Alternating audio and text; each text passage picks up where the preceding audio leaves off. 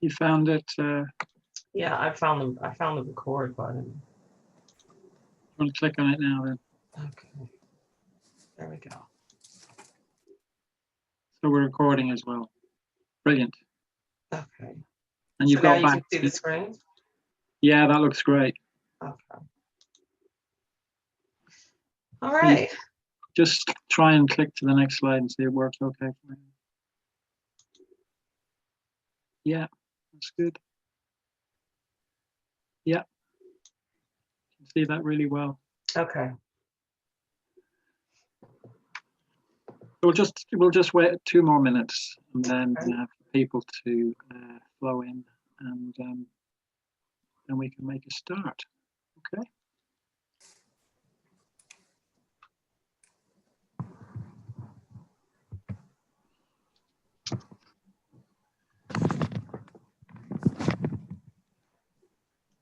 Professor Miller's joined us.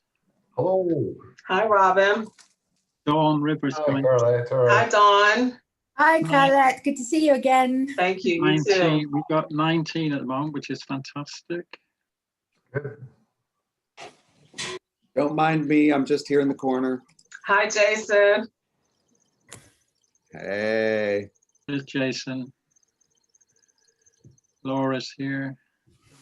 And I see No one Matthew. puts Hi, you in the Matthew. corner, Jason. Debbie.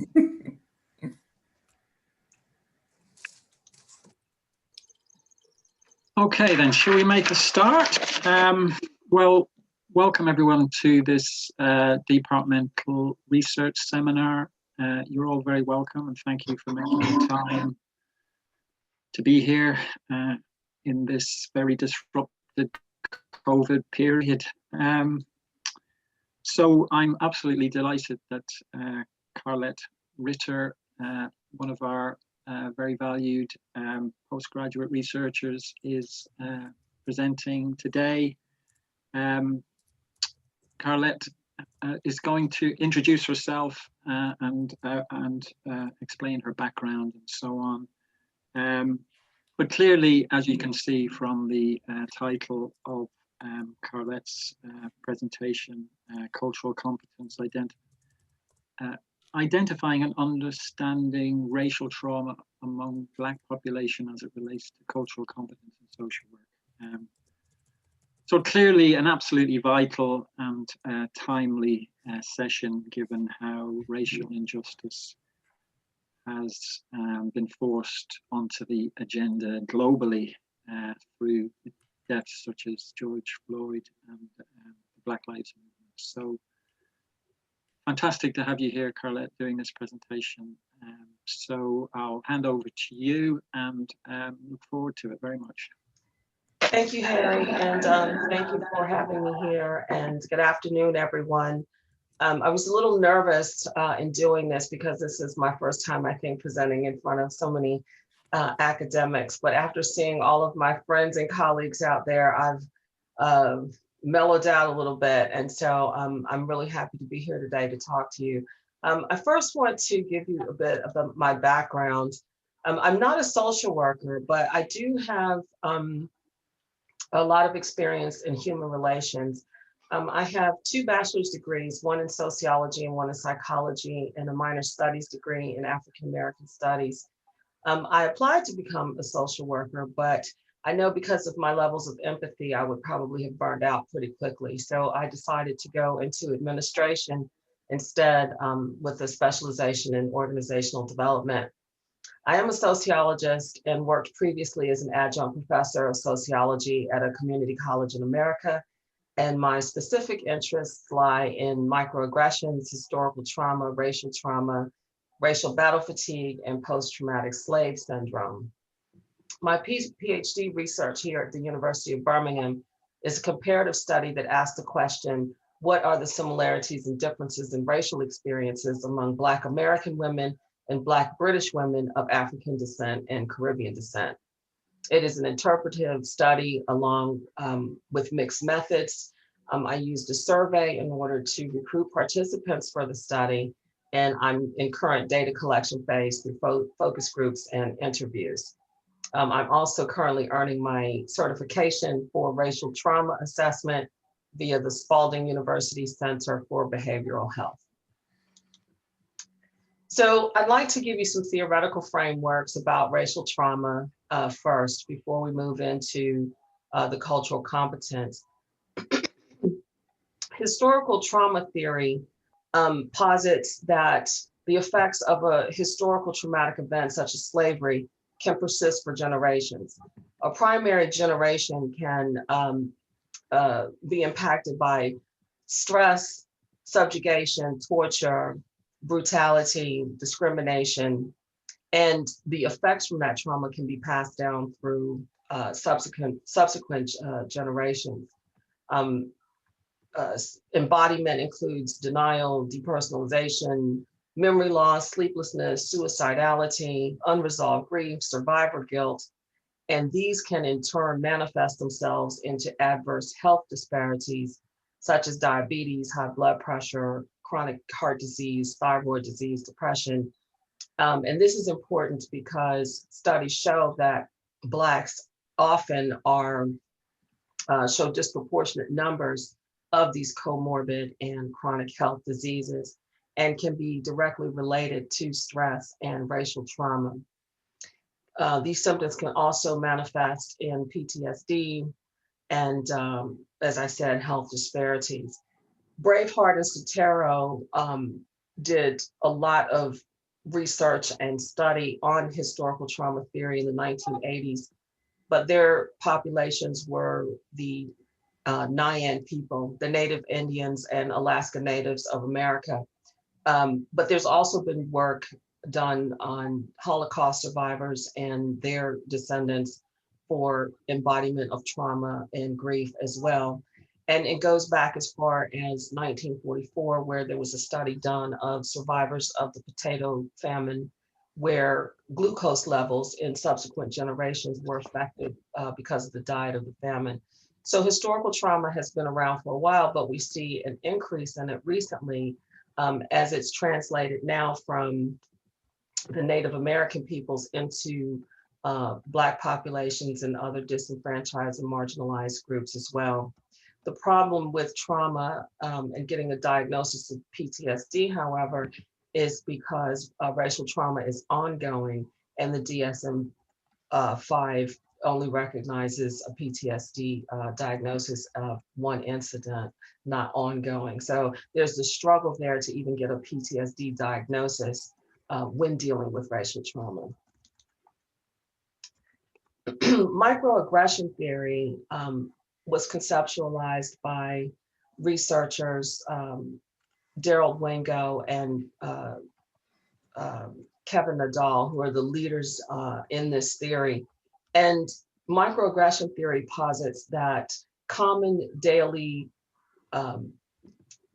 derogatory or negative racial slights can be intentional or unintentional, but highly effective.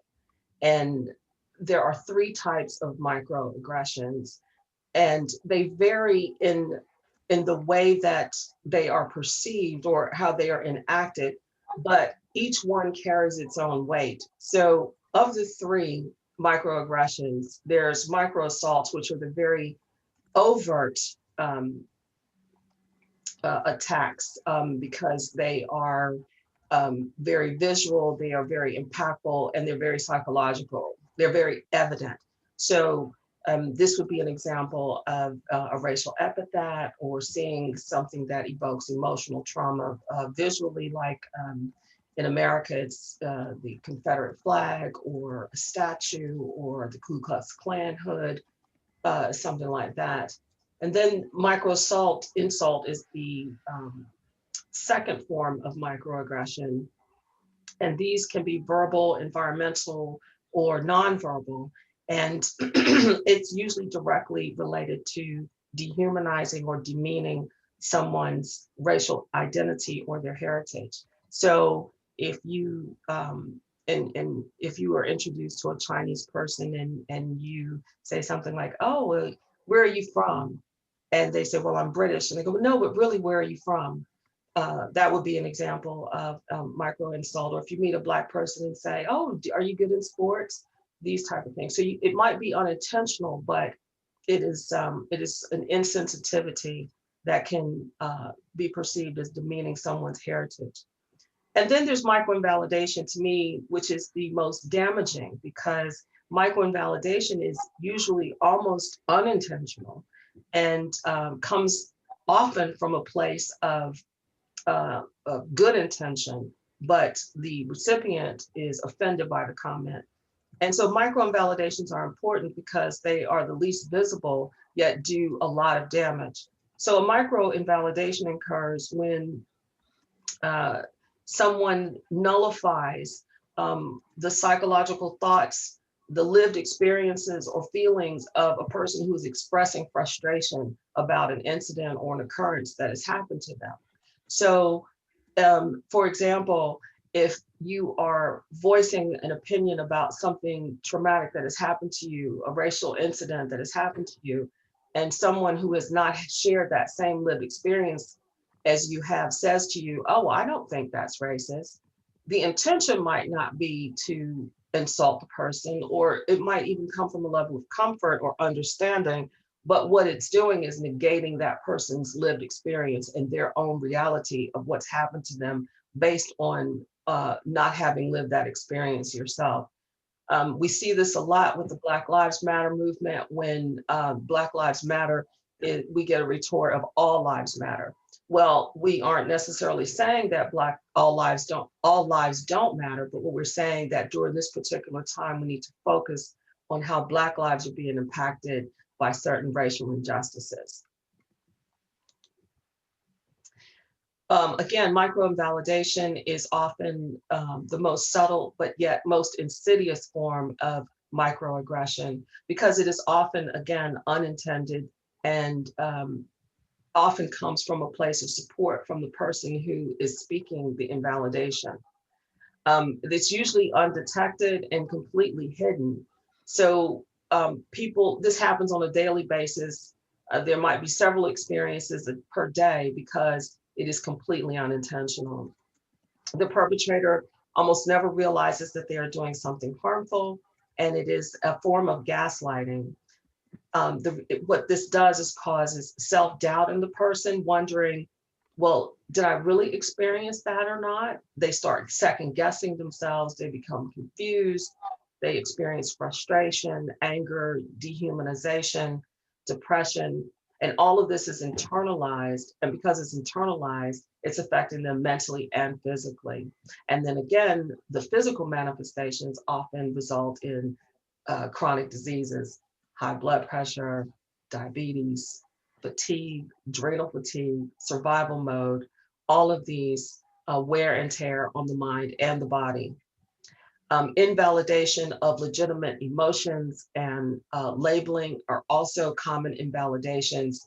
When people express anger towards racism, they are often labeled or compartmentalized. The most common one, obviously, is the angry Black woman. When a Black woman expresses frustration, she's often misinterpreted or invalidated as being an angry Black woman, even though the anger can be justified. So focusing on racial trauma. So all of us experience normal life stressors such as bills and employment, underemployment, overemployment, health and familial life relationships, etc. But W.E.B. Du Bois, who was the first Black African-American to receive a PhD from Harvard University, conceptualized double consciousness. And basically his theory says that in addition to normal life stressors, Black people have an additional stress just from being Black that adds on to those other stressors. So Lawrence Davies of the Equal Justice reports an example, and he says that there are 1 million incidents of racism every single year in the workforce in the UK. And that equates to 8 incidents of racism at work every working minute. So you can see that constantly going through that every working minute, 8 incidents of racism This is internalized, and this is what causes trauma. Microaggressions are negatively associated with various aspects of psychological health, which in turn can affect physical health as well. And I keep driving that home because it's so important that what we internalize psychologically affects us physically, and it just becomes this vicious cycle. Studies show that Black people and other ethnic minorities believe that racism is an ongoing and persistent problem that impacts every realm of their lives. But in contrast, most white people believe that racism is an experience of the past, or that it's getting consistently better. And that again is a form of micro-invalidation, and where the conflict comes into play, because people are consistently saying it's not getting better, this is what's happening to me, and are meeting with, well, we see it as getting better, it is getting better, you have more opportunities. So it's two different perspectives trying to come together is traumatic for the person who is receiving the constant invalidation. Studies show, in fact, that racist activity towards ethnic minorities has actually increased and not decreased between 2010 and 2016. And also that the subtleties in which racism is imposed or inflicted. In other words, people have just gotten smarter and more covert in their racist language and actions. It doesn't necessarily mean that it's gone away or that it's gotten better. So racial battle fatigue, this is a result of ongoing traumatic stress and racial trauma. So in 2003, Rachel Smith, who is a critical race theorist, coined the phrase racial battle fatigue, and it describes negative racial experiences of Black people in the United States. And I use the United States because there is a further research, more research development in this particular area. So he conceptualized RBF to describe the psychophysiological symptoms of high blood pressure to people of color who experience living and navigating in white spaces. He says that RBF is actual a public health and mental health illness. It's a crisis. And he adds that RBF is the cumulative result of natural race-related stress response to distressing mental and emotional conditions. These conditions emerge from constantly facing racially dismissive, demeaning, insensitive, and or hostile racial environments and individuals. RBF causes people of color who suffer various forms of mental, emotional, and physical strain and can lead to psychophysiological symptoms. And repeated experiences of RBF can be mentally draining, physically exhausting, leading to symptoms of PTSD and other psychological diseases, and multiple various lethal poor health attitudes and behaviors. So let's take a look at what's happening. It's a never-ending cycle. So when microaggressions go out, they manifest in psychological stress responses, physiological stress responses, and behavioral stress responses. And these are examples. Under the psychological stress, as I've mentioned repeatedly, that examples of frustration, sleeplessness, disappointment, anxiety, self-doubt, and fear, actual fear. And then the physiological stress results in grinding teeth, indigestion, diarrhea, hives, rashes, insomnia, and frequent illnesses, colds, sniffles, the flu, recurring illnesses. And then the behavioral stressors are can be anger, snapping, smoking, turning to alcohol, drugs, procrastination, lack of motivation. So this is how racial microaggressions affect the mind and the body. Now, I'm going to put up a slide now. It might shock you, but this is from Get Out, a film that came out in 2017 by Jordan Peele. And it was a story about microaggression and racial fatigue. And this particular photo comes up when you pull up the film Get Out, and it really embodies what racial trauma and what racial fatigue can feel like. it's a feeling of being trapped in your own body without the ability to be able to express yourself in audiences that understand and people embrace or embody the feelings that you're experiencing at that time.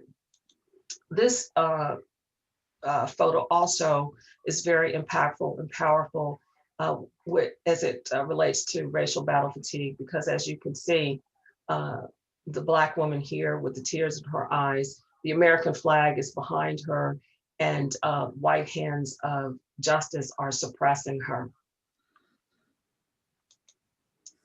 So in assessing racial trauma, it gets a little tricky because you won't necessarily immediately think that a person is suffering from racial trauma if you don't have an understanding of what racial trauma is. Because some researchers say that social work is grounded in Eurocentrism. Social work training is rooted in a framework that is both cultural and class bias in favor of European upper middle class majority. Some researchers have said that social work was created by white women for white women. So listening to negative racial experiences of ethnic minorities may be confusing, offensive, or even challenging to understand because of not sharing lived experiences with the service, the person seeking service. Sometimes bona fide criterion events are missing for mental health providers to even provide a diagnosis of PTSD because again, they're not, the DSM-5 is very restrictive in that it specifically talks about one incident instead of recurring incidents. So it can cause a problem of missing criterion when trying to make a diagnosis of PTSD. Assessing discriminatory distress in patients of color during a clinical encounter may be uncomfortable for therapists.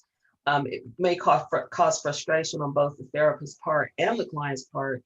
And then therefore, one person may decide to leave treatment, or there becomes this disconnect, miscommunication, and a misdiagnosis as well. So there are ways to assess racial trauma through quantitative methods. There are a few scales out there, including the race-based traumatic stress syndrome scale, the gendered racial migration scale, and the daily lived experiences scale. It wasn't until October of 2019 that I happened to stumble across the African American Historical Trauma Questionnaire that had just been created. It was the first of its kind. As you can see, it was just October of 2018. The study itself, when I did a review of it, was quite flawed, but you might expect that from a one-timer. But it was important that somebody did this because it can be built upon and expanded, and the limitations can be researched and evaluated. So it's very important. This is a questionnaire that can assess if people are suffering from historical trauma.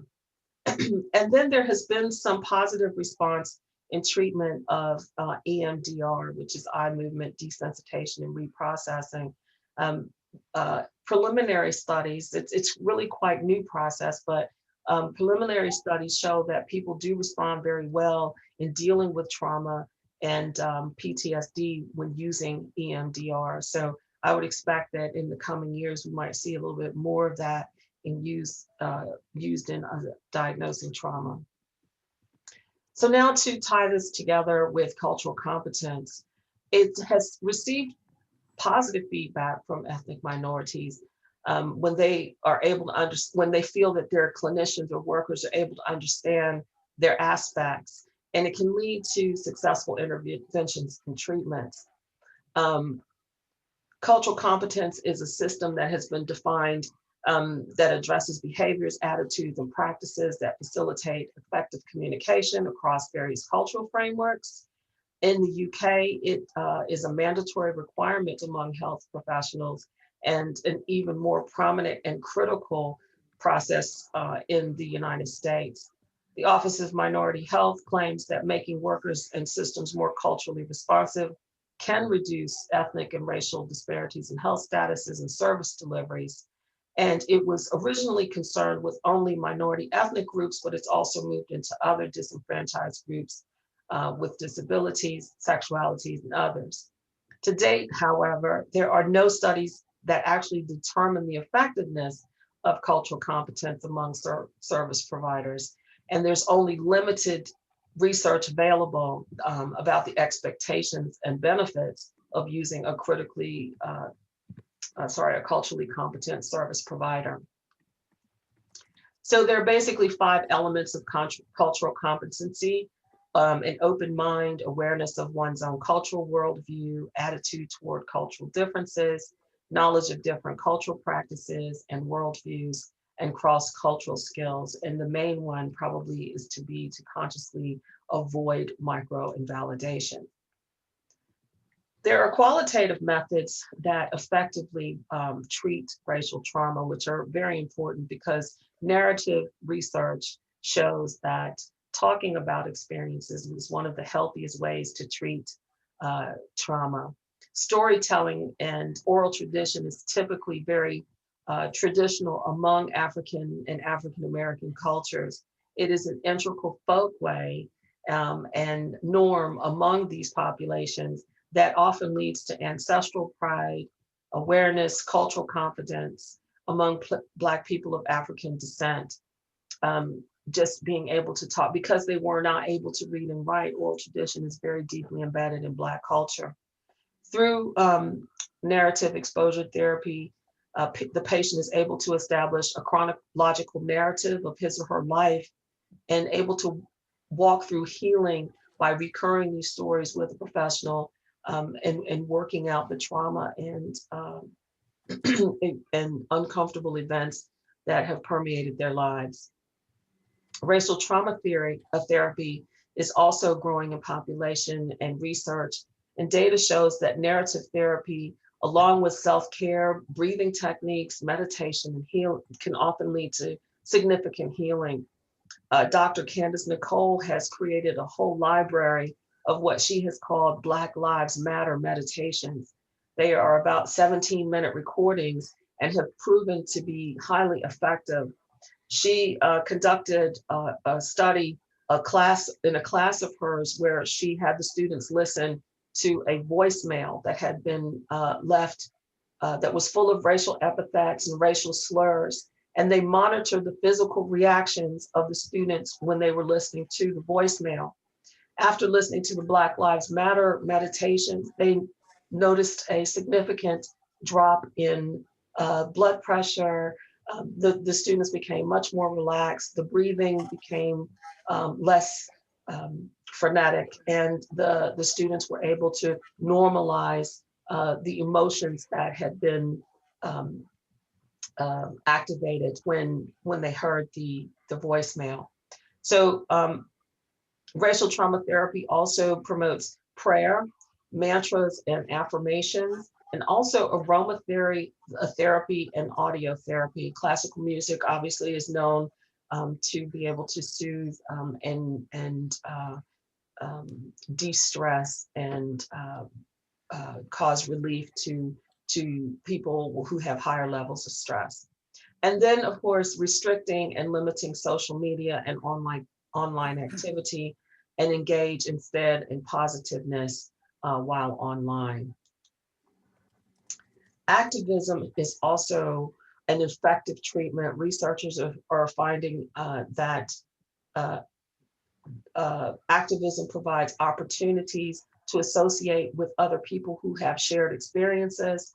It develops self-esteem, self-worth, and sense of pride, and racial pride and racial identity, while also nurturing the sense of community by participating in activities that are designed to solve problems and develop feelings of being a part of a bigger picture, of something bigger than yourself. Now, there are, of course, limitations and challenges. There are critics of cultural competency. Do you really need to learn to avoid, do you need to really understand cultures in order to avoid cultural bias? Culture is always ever changing. Cultures change regularly. However, do you keep up with that? does cultural knowledge result in a competent practice? And critics argue that instead of focus on cultural knowledge, instead focus on the critical social injustices, inequalities, and institutional systemic racism. They criticize cultural competency as not taking into consideration socioeconomic factors that can also lead to poor health statuses. There's no evidence at all whether CC training is effective in improving service delivery, and there are no solid measures to whether this is completely subjective or perception. So finally, there are some tips to consider whether developing cultural competency will be beneficial to a practice or to a service provider.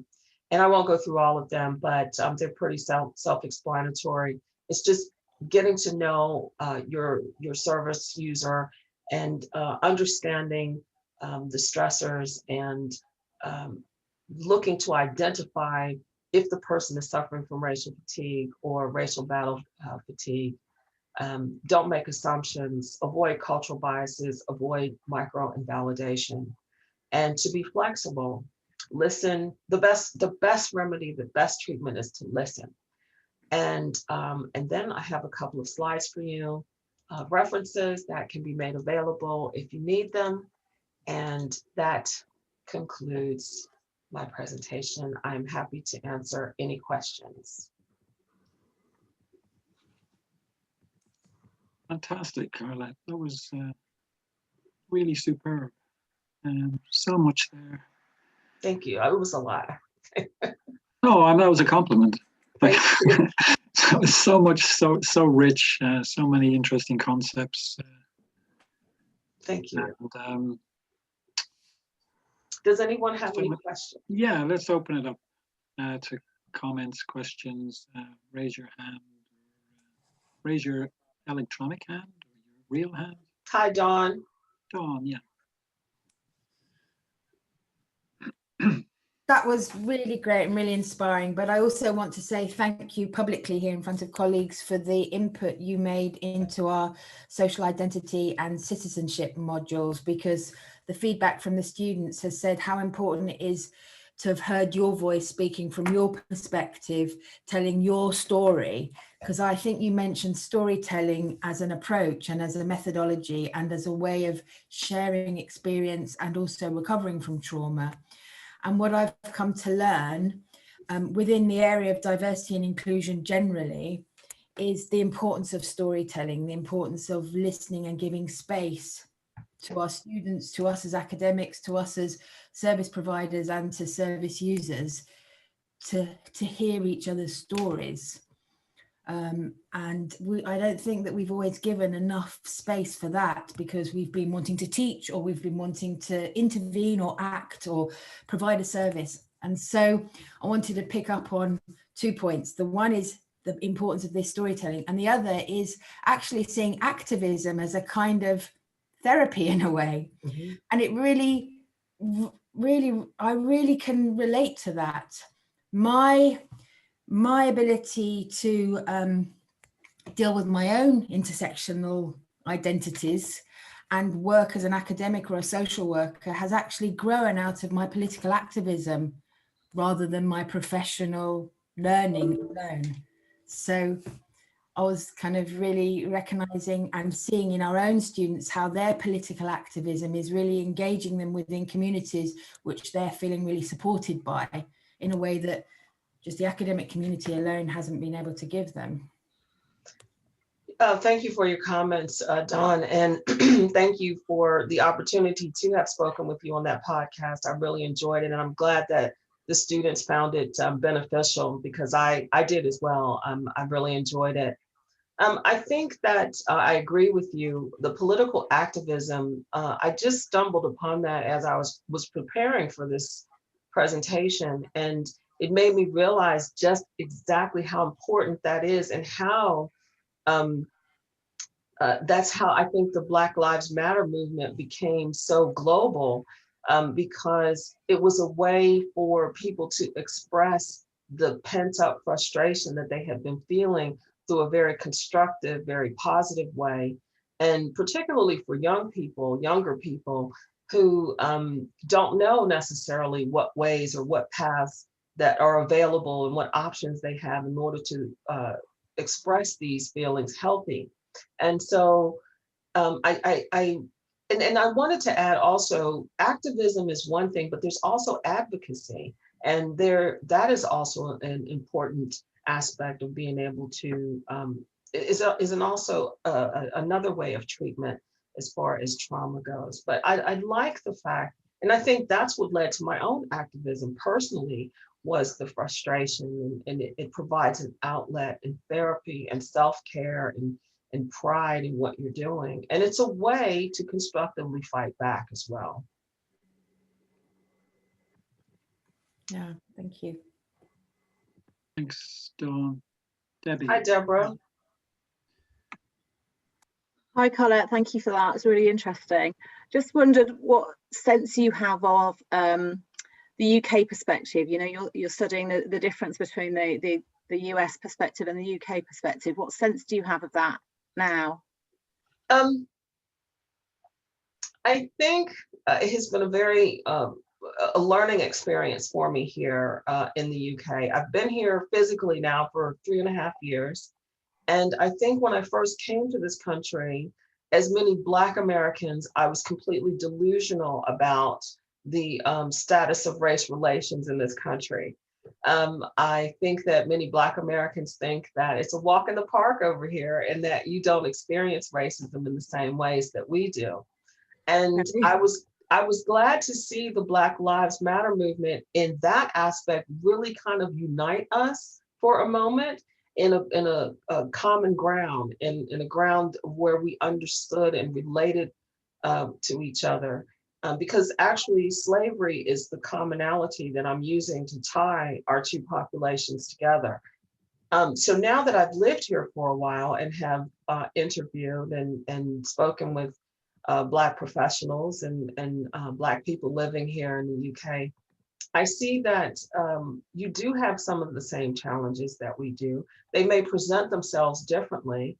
I think that institutionally here in the UK is slightly different than it is in America, where in America the microaggressions are more prevalent. So I'm still finding my way through that. And because I'm in data collection with the focus groups and the interviews, I'm hoping to get a much clearer understanding on that as well. But I am also, I want to drive home again, Deborah, that I'm definitely merging the two cultural experiences together at this point, and definitely understanding the UK experience. Be really interested to talk to you about it more sometime. Thank you. I'll drop you an email. Yeah, do that. I will. Anybody else? Who else has got a question? I suppose, well, when you were speaking, Carlette. Oh, are there some in the chat? I'm sorry, I wasn't looking at that. Oh, I didn't look at the chat either. Let's see. I have to put my glasses back on. No, there's nothing in the chat. I just want to acknowledge my supervisors who are listening, Jason and Jerry. Thank you for attending and for your supervision and guidance on this journey. And it has been a journey. I feel like I'm cresting the hill now. And thank you for your support and for being here. And thank you everyone for attending. And if you'd like to reach me offline, feel free to drop me an email. Yeah. Could I come in and respond? Jerry, please. I have learned far more from you, Carlette, than you can possibly have learned from these issues. And one thing I just wanted to raise, not necessarily particularly for you to respond, but for the wider seminar, which is what we as white people do with the anger. And those of us with long involvements in social work remember back in the 70s and 80s, there was a strong push within social work to actually get white practitioners to confront their own racism, to confront the impact of their racism on others, and so on. And, there were things called racial awareness training, which was quite challenging, quite difficult for many white practitioners to take on board. I have a vivid memory when I used to organise post-qualification training for approved social workers for Birmingham, that I organised a workshop with a black female trainer who I thought was really good, and it was a really good session. And within that group, there was a older white male social worker. He just collapsed in on himself. He just could not cope with the anger that inevitably there is around people who have experienced this sort of drip, drip, drip microaggression. I don't think we can possibly have an expectation that somehow black people deliver to white people this message in this totally sanitized, anger-free sort of way that we can comfortably digest in an intellectual way. We have to engage with that anger, but quite often as white people, we are very bad, I think, at listening, understanding, taking on board that anger. And I just want to throw that out really to all colleagues in terms of our experiences in how we actually take responsibility for dealing with and hearing that anger. I think that's a really important point, Jerry. And I have lots of things swirling in my mind to respond to that. I look specifically to the white people in my life who serve as allies. And I have really, really good white friends. And I sit back and reflect what makes them such a good friend and how do we get along? Because they accept me for who I am. I can express anger and blow it off, and we go back to our normal relationship. And I think it works with us because they listen. They don't try to comment. They don't try to enforce their own opinion. They don't try to tell me how to feel. They simply listen. And they realize that I'm going through a moment of anger and I have a right to be angry. I have a right to express that anger. And I think the most important thing is that they don't take it personally. I think it's important, and what I have strived to do as a lecturer and also talking about racism to white people is to talk about the issue and not about the people. And I think that makes the difference because it conceptualizes and puts it into context that I'm angry at this is what happened to me. I'm not angry necessarily at the person, I'm angry at the incident and what happened to me. And I think these are steps that we can take to interact with one another and just understand that the person is angry. Now, prejudices and discrimination are across the board. There's bigotry in all nationalities and races. But I think depersonalizing it and putting it into context and understanding that the person is angry at the situation and not necessarily with you can help nurture conversations. And let the person calm down. Because let's face it, even a domestic relationship, if you're arguing, the last thing that you're going to do is be rational in that particular moment. And what do couples do? They go into their mutual corners until they calm down, and then they're able to come back and talk about it. So I think if we transfer those skills into also talking about race, we might also be able to have more enriched conversations. Can I just say something on that point? Hi, Pat. Sure. Anger. Hi, Carlette. How are you? Good. I'm in geography. Carlette came to see me a little while ago, and we were discussing some of the ideas in her work. I thought it's really interesting work, and she invited me to the seminar today. So I've been very happy to come and see the stage that Carlette's work is at. Really enjoyed hearing it. I wanted just to say about anger a couple of things, because I don't think I had quite understood the sort of social work kind of context in which Carlette's work is taking place. So, so one point that I wanted to make about anger is that anger is something that a lot of Black families are carrying all the time, and members of Black families are carrying all the time. It's quite rare, actually, for white people to experience that rage and to have to deal with it directly. In fact, what tends to happen is that we deal with anger within our communities and within our families, and that is often the outworking of some of that rage which social workers encounter. They get called in, right? Or we get referred when the anger works out in our family in terms of how we might be in relation to our children or in relation to our partners. And so that's one connection with social work, is that social workers are often called in. I grew up in a neighborhood in Birmingham where social workers were called in a lot in that neighborhood, and our experience of social work was quite punitive. Social workers were, and probably still are, I haven't had to experience them in many years. They're called in when there's trouble, and they're called in to cause trouble. So they come in, they fix the family. Their job is to fix the family or to dismantle the family. So the experiences of many Black communities in relation to social work and in relation to our anger is that we don't let you see our anger. Because if we let you see our anger, we get punished for that. So the discussion about how white people should deal with our anger is largely moot in terms of social work, because we don't let you see it on the whole. So if you do see it, it's highly unusual, and I'm not really surprised that somebody would collapse in on themselves. It's quite a surprise. That's to do with how we deal with things. But the second kind of point I wanted to make about that really was that social work has been one of the areas in which Black people have been typified as angry and as criminal and as dysfunctional in terms of family networks and all sorts of other things.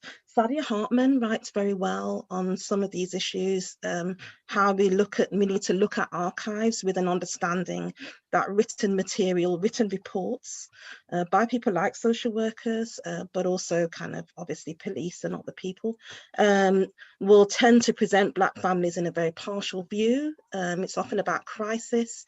And so Sadia Hartman's work, what she calls critical fabulation, is to try to be imaginative about what she calls beautiful experiments, which I think is a lovely phrase, what that Black person was actually trying to do with their life, rather than what's been written down about them. So that kind of sense that people, that social workers are some of the people who contribute to a kind of archive of Black crisis, I think is very much part of the story in the UK and in the US, I think. And looking back over those kinds of written materials, I think we can look back through and see the anger, but we also need to really kind of large imaginations to be able to see past that and to be able to see what else the person was trying to do in their lives under very difficult circumstances. Mm-hmm. So that was what I wanted to say. Thanks you very much, Pat. Yeah, thank you for that. Did you want And to thank you respond for to that? addressing the social, taking that further with social work, because I'm not a social worker. And I think those comments were very important. Thank you. Yes, I think that's a really interesting representation of social workers as intervening into, well, Black minority ethnic families are overrepresented in social work. Robin? Hello. Do you have something to say? Well, no, but let Harry finish. I'll ask you something, but let Harry finish. Okay. Yeah, well, as a member of what Carlette called the European white upper middle class majority, I certainly have felt very challenged in recent months to think more critically about the sort, well, racial trauma and what you're talking about, Colette, against the background that Jerry's just referred to of having, you know, several decades in social work where, you know, anti-racism and so on has been much more explicitly on the agenda, and I think it did disappear. And you know, that is a reflection of our kind of white privilege. So in the research that Laura Kelly, who's here, and I are doing at the moment, you know, these things are surfacing in two significant ways. You know, Black and minority ethnic families who are more at risk of dying from COVID, catching COVID and dying, as the data shows. Some of them aren't, that's not being acknowledged enough by practitioners. Some practitioners are becoming aware, this is what they're saying to us in the research, are becoming aware that they need to give families much more choice, for instance, about whether they wear PPE when they're with them. And Black workers are feeling like the particular needs and risks that they have aren't being acknowledged within their organizations. So yeah, it's more of a comment than a question, but it's just to acknowledge. I think actually that we shouldn't try and be too civil to each other. I think the anger has to come out. We have to sit and take it, and you know, and just learn, painfully learn where we're going wrong and how we can make things, you know, how we can, you know, contribute to racial justice. Mhm. Thank you, Harry. Yeah, no, thanks, Harry, and thanks, Carlette, for a really informative and a presentation that I'll certainly be thinking about for the rest of the week at least, in terms of some of the points you made. And thanks, Pat, too, for your reflections on growing up. And I used to work in a mental health team in Handsworth in Birmingham, and I think we, you know, looking back at my practice then, we saw a number of people who basically had gone through terrible racist experiences and were expressing their pain through kind of mental illness or through sort of what we would call unusual behavior, but perhaps is completely normal in terms of they're kind of where they're starting from.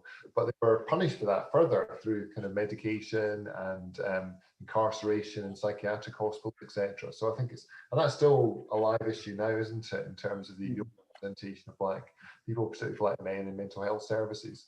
But I guess my question was, Carl, just to finish off the presentation is, so you said you're getting towards the end of your PhD. What's next? What if you could design your postdoc study, what would it be? I'm really considering. I really would love to three possibilities. Of course, the academic route. I'm really interested in consulting, in hosting these types of events and seminars, and presenting information and research, because it's expanding so much almost daily. You know, I get the alerts that more data is available, more research is available. So to present this to people and keep them abreast, because universities across the country came out with these very powerful BLM statements. I'd like to consult with them and let them know what measures are available, because it's one thing to say it, but you have to enact those statements as well. So to be able to present data and research, these are available. This is what you can do to implement these strategies on your campuses. I would definitely be interested in that. And then, you know, I'm very interested in the advocacy for equality for Black women. So perhaps an organization that promotes the mental health and well-being for Black women. So I haven't decided yet. It feels good to have options. I haven't decided yet. Right now, I just need to get through this my first focus group on Thursday, and then I'll decide. Well, we hope your focus group goes really well. There's some comment here. Yeah, there's lots of thanks in the chat box. GTO just wanted to say congrats, Carlette, for this presentation. Ruth, thanking you very much. also for a very powerful presentation. Taffer the same. Jason sharing with us, just to note for colleagues that Carlette and her work have been engaged in the school Athena Swan application, and that you're working with the Social Work Society and their anti-racism campaign. Yeah.